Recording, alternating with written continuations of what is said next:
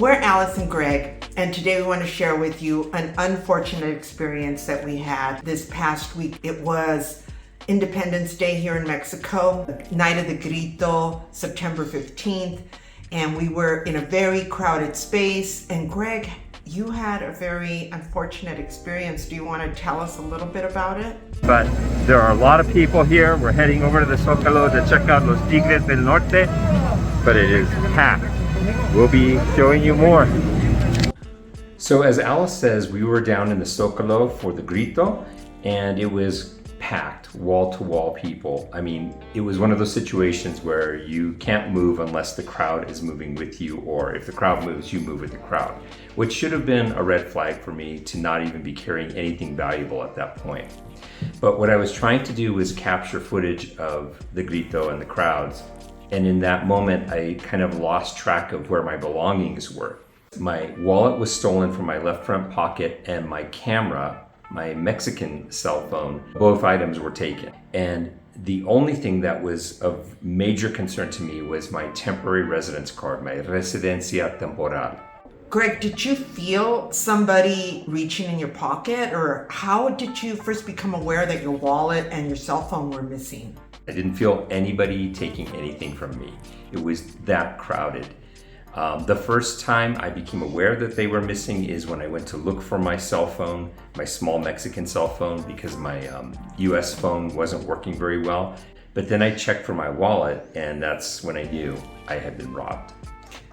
As soon as I realized my wallet had been taken, we got to an area that was a little less crowded, and I started using my apps on my phone, my other phone, to cancel my credit cards. And that was my major concern, was that somebody would use the credit cards right away to start making charges, fraudulent charges. My immediate response was to contact my credit card companies. Even though you felt pretty calm, I think, after you canceled your credit cards, I was still worried because I knew that your temporary resident card was in your wallet. So did you realize at the time that it would be a big headache to replace it? I wasn't immediately as concerned as you were about losing my temporary residency card, because I didn't make the connection between having that card and our upcoming trip.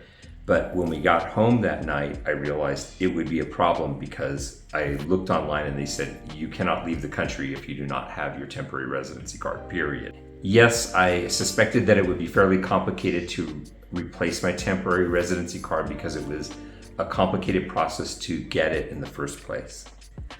So once we got home and you started doing the research, what were the things that you needed to prepare in order to get your replacement?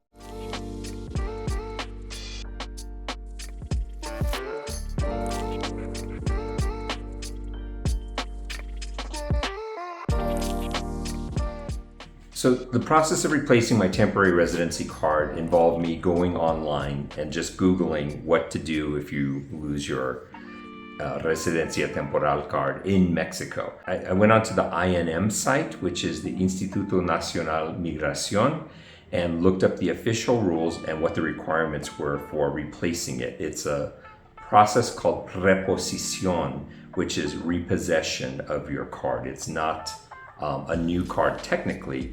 It's basically a replacement card. In order to get a replacement card or be issued a card, one of the things that was recommended is that you report the loss or the theft of your card immediately to a police station in the jurisdiction where the theft occurred. This was not possible for me because I was not going to go back to the Zócalo, so we found a close police station. Even though I went with you to the police station, they only admitted one person in at a time. So you went in and you actually spoke to the officer. What is it that they asked you, and what was that process like? So going to the police station to file a stolen card or stolen wallet report was probably the trickiest part of this whole experience, because Alice could not go with me. I wasn't sure that my Spanish would be good enough to talk to the police sergeant that was taking the report. But once they let you into the police station, you have to explain the situation to the people who are up front. they will write down a little bit of information and go back to whoever the officer is on duty. And after a few minutes, they'll call you back into a private area where you will be interviewed by that officer, and the officer will take a full statement. So names, dates, places, times, all of those things.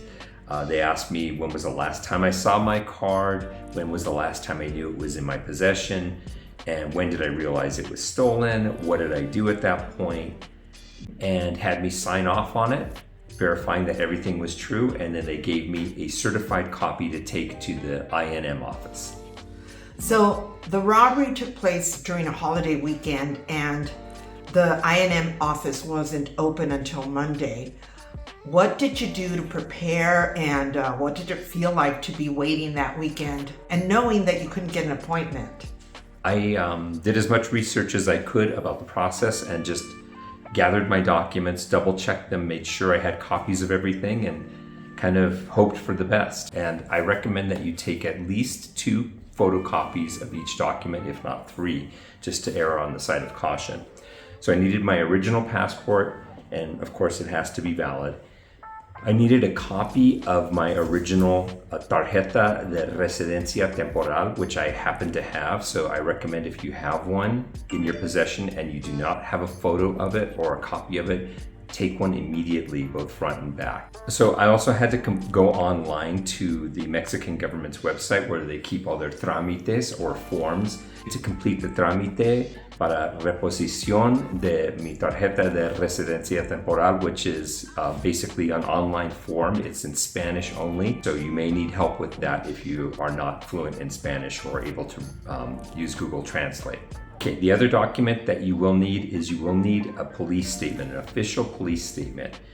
In order to replace your card, the INM will ask you for a police report, whether you lost it or it was stolen from you. So get this report by going to the police department and reporting it, and bring it with you to your day of appointment. Bring it with you to the INM office. Okay. Are you sure you have to report a lost card? Yep. Because it's not a crime.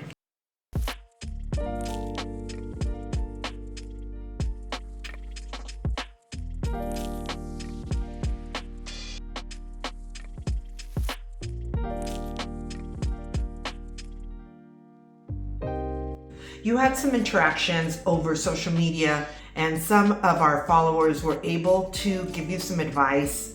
And what was it that they told you? So if you hear sounds in the background, that is the sound of the poltergeist that lives upstairs. So just pay no attention to the sound of moving furniture and clattering dishes and tip-taps in the night. So as it turns out, I'm not the only person who has had their wallet stolen in Mexico, believe it or not.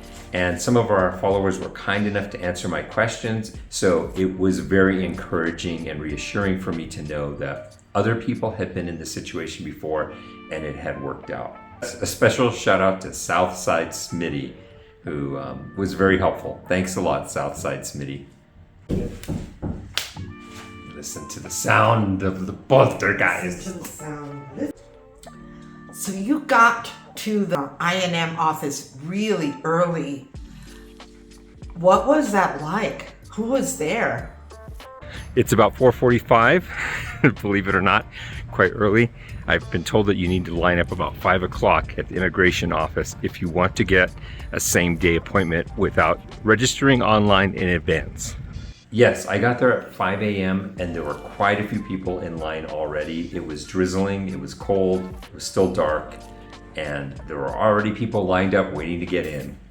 Oh my God, it was raining and you were standing out in the rain? Yes, it was raining. Fortunately, I had the foresight to take an umbrella with me, which came in handy.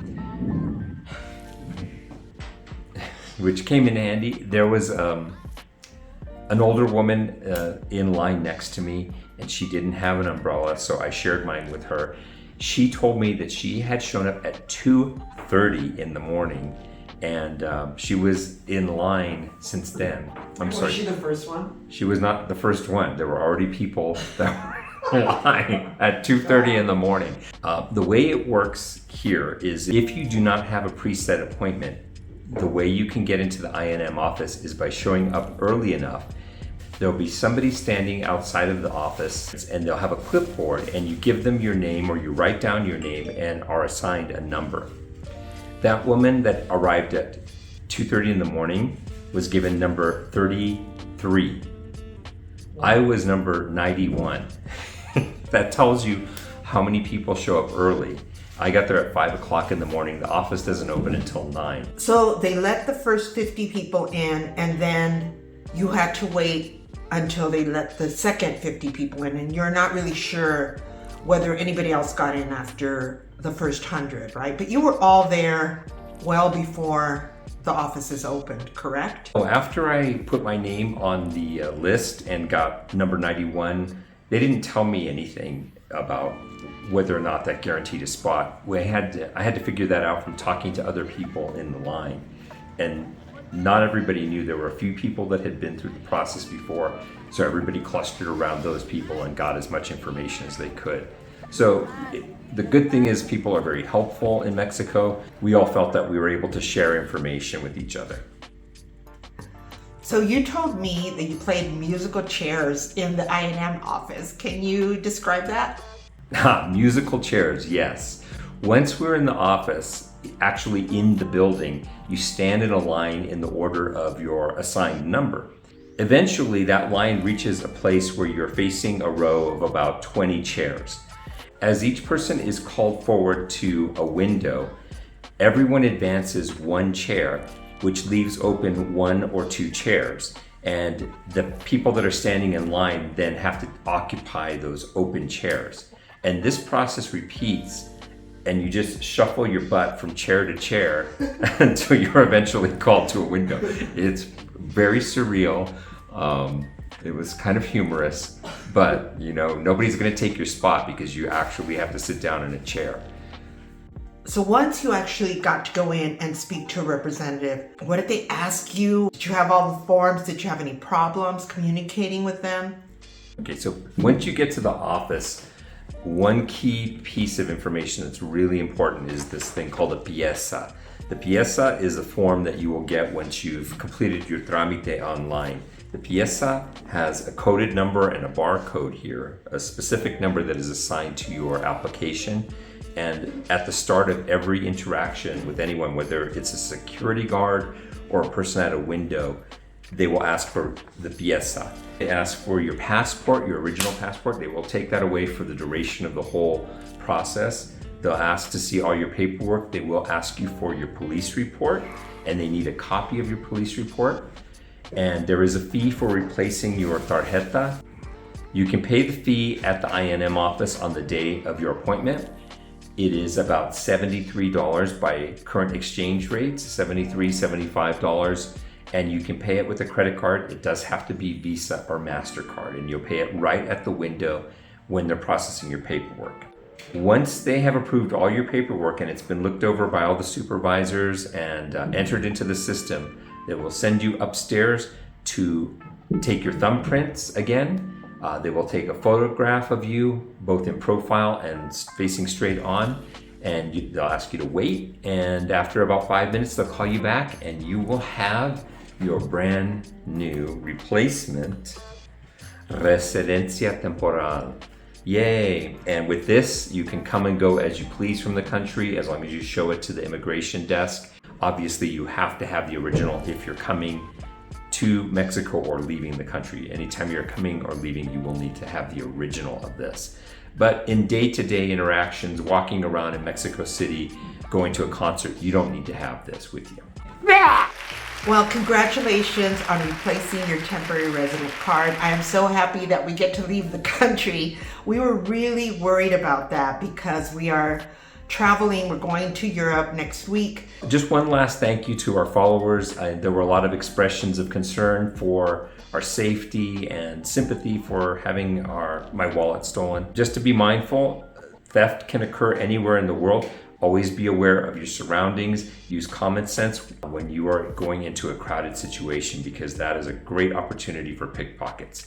Thanks again for watching. We hope you enjoyed this video. If you did, give us a like, and don't forget to subscribe and hit the notification bell so you'll be notified when we upload a new video, which is every Thursday.